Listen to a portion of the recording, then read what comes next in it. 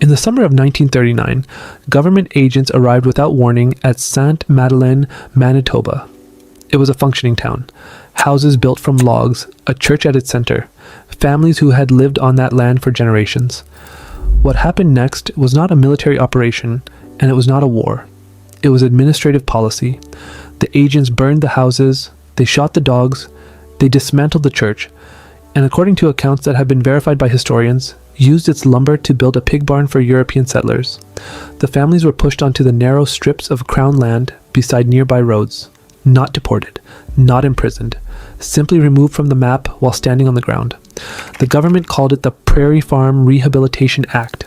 What it rehabilitated was the land. The people it displaced became known as the Road Allowance People, and most of Canada never heard their name. Here's something that will change how you read that sentence. Sainte-Madeleine was not destroyed because the Métis were weak. It was destroyed because they were exactly the opposite, a genetically distinct, linguistically unique, economically coherent nation that had crystallized out of nothing in 3 generations and refused to stop existing. And the government's attempt to erase them on paper produced the opposite of what it intended. By forcing the Métis into extreme geographic isolation, it created the conditions for one of the most remarkable genetic time capsules in North American history. A time capsule that consumer DNA tests are now opening, one result at a time. The Métis are not a mixed race category. That framing is the one Canadian history defaulted to for a century, and it is precisely wrong. Mixed ancestry happens wherever 2 populations share geography. It is common, gradual, and continuous. What happened on the Canadian prairies between 1700 and 1820 was something that population genetics has documented exactly once in the entire recorded history of North America. A completely new people formed, in 3 generations, with their own economy, the buffalo hunt that fed thousands and supplied the entire fur trade interior, their own flag, the infinity symbol, a nation declaring itself without beginning and without end. Their own genetic profile, so stable and so distinct that modern researchers can identify Métis descent from a DNA sample with a specificity that is almost impossible in admixed populations, and a language that linguists are still arguing about because it should not grammatically exist. Before I go into what the government did to them, I want to spend a moment on that language, because it is the single clearest proof that the Métis were never transitional, never temporary, and never simply mixed. Michif fuses French nouns with Cree verbs, not borrowed words, not slang, complete grammatical systems from 2 entirely unrelated language families functioning simultaneously in a single sentence. Every model of Creole language formation predicts a simplified intermediate form, a contact language that loses complexity before gaining stability. No intermediate form of Michif has ever been documented. It appears in the historical record already complete, already being spoken by children as a first language on the Red River settlement in the early 1800s. A language that broke every rule of how languages form is the linguistic equivalent of the genetic founder effect that produced it. Both point to the same thing. Something happened here that the standard models were not built to explain. I kept coming back to that while I was researching this. The science keeps reaching the same wall, formed too fast, stabilized too quickly, survived in ways that the models predict should have been impossible. And then the government made it worse, not for the Métis, but for the models, by forcing them into conditions that intensified every one of those anomalies. The Manitoba Act of May 12, 1870, looked like the resolution. Louis Riel, 25 years old, had spent a winter running a provisional government from Fort Garry that Ottawa could not ignore. He forced the Canadian government to the negotiating table and extracted real concessions. Manitoba would enter Confederation as a province.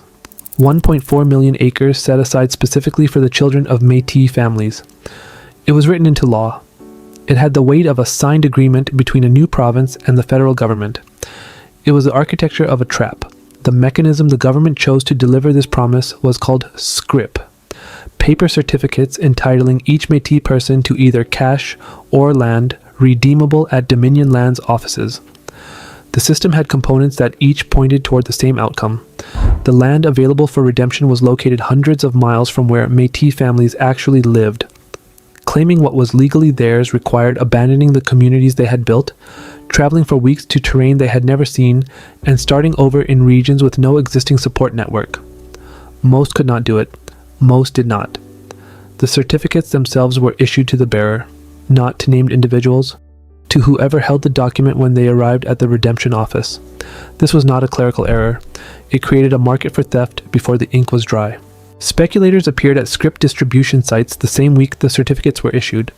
They offered Métis families immediate cash, $20, $50, for certificates worth $160.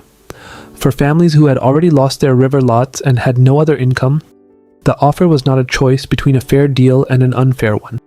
It was a choice between something now and a legal entitlement they might never be able to reach. The speculators understood something the Métis families did not yet know, that land redeemable for $160 in 1875 would be worth thousands by 1890 as Canadian settlement moved west. Out of nearly 15,000 money Scrip certificates issued to Métis families as legal compensation for the territory the Manitoba Act acknowledged was theirs, speculators acquired over 12,500. The Métis ended up holding less than 1% of what a signed Act of Parliament had guaranteed them. When Métis families eventually understood the scope of what had happened and attempted to challenge it in court, Senator James Lougheed amended the Criminal Code in 1921. The amendment inserted a 3-year statute of limitations on land claims. The window that had never meaningfully opened was sealed by legislation. The theft acquired a completion date. The people who engineered it acquired a senator who ensured they would never be held accountable for it. I want to sit with that sequence for a moment before moving forward, because what happened next, the genetic consequence of this dispossession, is the part most documentaries skip past entirely. The government thought that isolation would finish what the Scrip system started. It was wrong about the mechanism. When the Métis lost their land, they lost the geographic structure that had held their communities together. The river lots along the Red and Assiniboine rivers were not just farmland. They were the physical infrastructure of a marriage network that had maintained genetic diversity across a population of tens of thousands. Without them, Métis families scattered onto the margins. The road allowance strips, narrow crown land beside railways and highways that nobody wanted, became home to clusters of 10 families, 20 families, groups so small and so geographically isolated that marriage outside the immediate camp was logistically nearly impossible for decades. In population genetics, this has a specific name and a specific consequence. A bottleneck event compresses genetic diversity. Rare variants that would have remained statistically marginal in a larger connected population become common within an isolated group. Common variants from outside that group stop arriving.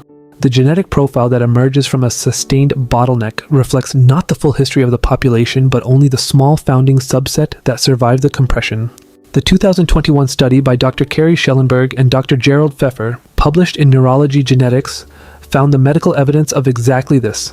Kennedy's disease, spinal bulbar muscular atrophy, a progressive neuromuscular condition affecting motor neurons, occurs globally at a rate of 1 to 2 per 100,000 people. In prairie indigenous and Métis communities, the rate is 14.7 per 100,000. Researchers traced the shared genetic marker responsible for this elevated frequency to a single founding ancestor who lived approximately 250 years ago. One person, one variant, compressed by forced isolation into a disease pattern that appears in Métis communities today, at rates their family doctors have no clinical framework to anticipate, because the history that produced those rates was never entered into any medical record. The Scrip fraud produced a medical death toll that is still accumulating. The legislation that sealed the fraud ensured no one would ever be charged for it. Those two facts exist in the same historical timeline. I find it difficult to frame that as anything other than what it is. On November 16, 1885, the Canadian government hanged Louis Riel in Regina for high treason. His lawyers had built a case for insanity, the religious visions, the erratic behavior, the periods of dissociation that had marked his years in exile. Riel rejected the defense. He told the court he was sane. He told them his actions had been justified. He told them he had been faithful to his people. The jury convicted him and recommended mercy. The judge sentenced him to death regardless. His last recorded words were, "I have been faithful to my people." What the execution ended was not the Métis resistance. What it ended was the possibility of being openly Métis without physical danger, The 80 years that followed are what geneticists and historians have only recently begun to document at their full scale. Parents stopped speaking Michif in front of their children, not because the language was fading, because teaching it to a child marked that child as something a government had decided should not exist. Photographs were burned in wood stoves. Names were removed from family Bibles. Census records from 1890 to 1950 show the same families classified under a different ethnic category every decade. Métis in 1891, French in 1901, half-breed in 1911, often simply white by 1921 if the features allowed it. They built cover stories, a Portuguese great-grandmother, Spanish blood somewhere in the family line that explained the cheekbones, Mediterranean ancestry that accounted for the darkness. These were not casual lies. They were survival strategies maintained across multiple generations by people who understood that the cost of the truth was higher than the cost of the fiction. And here's where the DNA test on a kitchen counter in 2025 becomes a document of government policy from 1870. The families that dissolved into French-Canadian identity, into Scottish prairie identity, into German or Scandinavian communities in Montana and North Dakota, carried the Michif mitochondrial markers, the specific haplogroup signatures of Cree and Ojibwe founding mothers, the genetic bottleneck signature of the road allowance era with them, quietly, invisibly, across 4 and 5 generations of practiced concealment. The genome does not know it was supposed to disappear. It does not respond to statutes of limitation. It does not burn when the photographs burn. Modern genetic studies are finding Métis markers in communities that have no family story attached to explain them. In Quebec, families that identified as French-Canadian for 100 years. In prairie families who were certain they were of German descent. In Appalachian communities previously classified under entirely different ethnic categories. The signatures trace back 150 to 200 years, directly to the original Red River founding families, to the 15 to 20 lineages that the entire modern Métis population flows from, to the indigenous women whose kinship networks made the fur trade function, and whose mitochondrial DNA is the actual biological thread connecting every living Métis person to that specific geography and that specific historical moment. In July 2024, the Manitoba government returned 100 acres of Sainte-Madeleine to the Métis. The houses burned in 1939 are gone. The church whose lumber was used to build a pig barn is gone. The community that was erased from the map in the name of pasture rehabilitation is gone, but the people who built it are not. Their descendants are alive. Their genetics are traceable. Their founding mother's mitochondrial DNA is in the results of DNA tests being opened right now by people in Canada and the northern United States who grew up with family stories that always stopped precisely where the question started. The Canadian government tried to erase a nation using paperwork. They designed certificates to be stolen. They amended the law to protect the people who stole them. They executed the leader who had forced them to make a written promise. They burned down a town and called it agricultural policy. And at every point in that process, the genome kept a parallel record that none of those mechanisms could reach.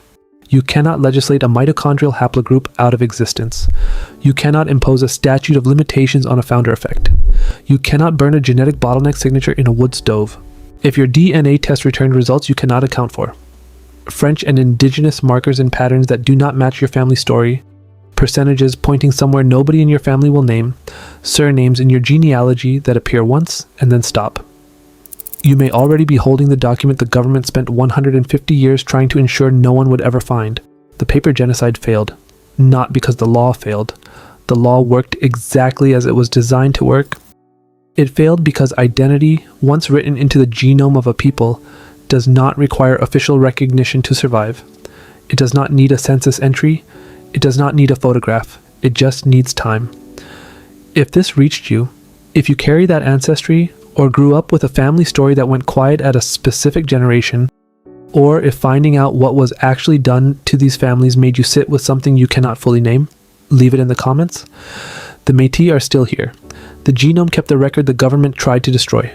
Subscribe if you want to keep following what these records contain. I am nowhere near the bottom of what they are still holding. Thanks for watching.